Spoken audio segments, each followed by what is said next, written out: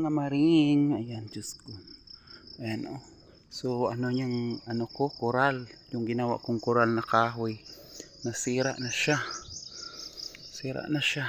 So, kailangan na lang natin palitan. Ito, nakabili na ako ng Cyclone para palitan natin. So, ayan na yung Cyclone na pinili na. So, kailangan nating palitan dahil sira na siya, oh. Oh, nasira na yung ginawa kong bakod. So, kailangan nating palitan ng Cyclone. At nakapag, ano na ako dito. May tinanim na akong kalumpang na kahoy. Ayan, oh. Kalumpang. So, ayan, kalumpang. Para mabuhay siya at maging matibay ang ating gawing Cyclone na coral bakod. Tingnan natin kung gaano to siya kahaba. Sakto, saan siya magsakto. Ayan.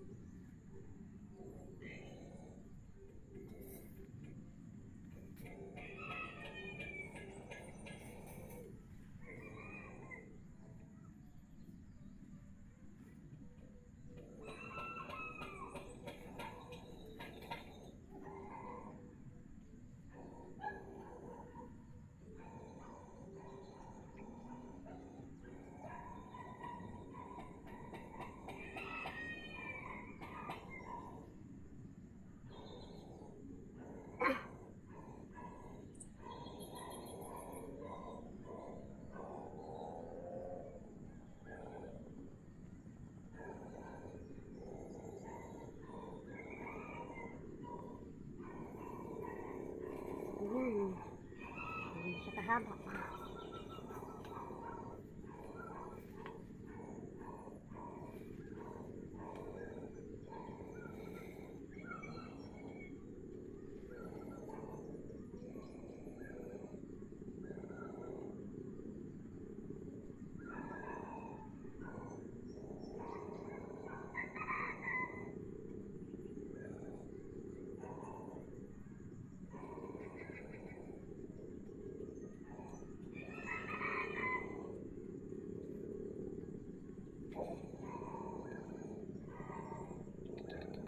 Uy!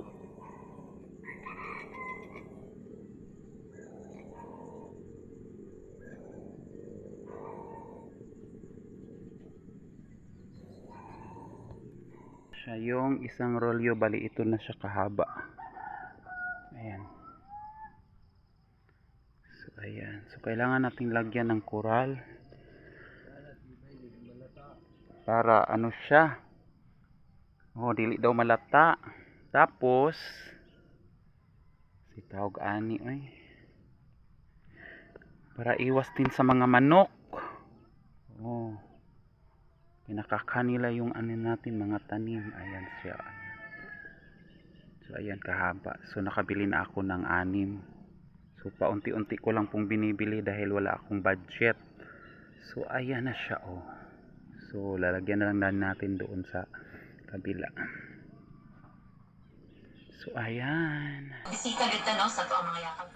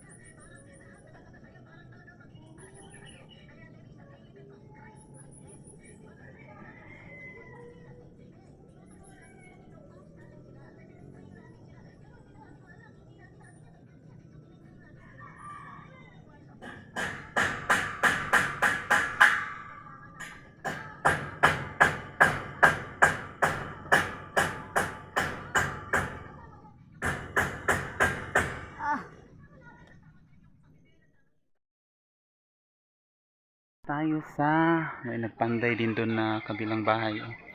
Dito na tayo sa kabila, pangalawa. Ito na yung pangalawa kong ilagay.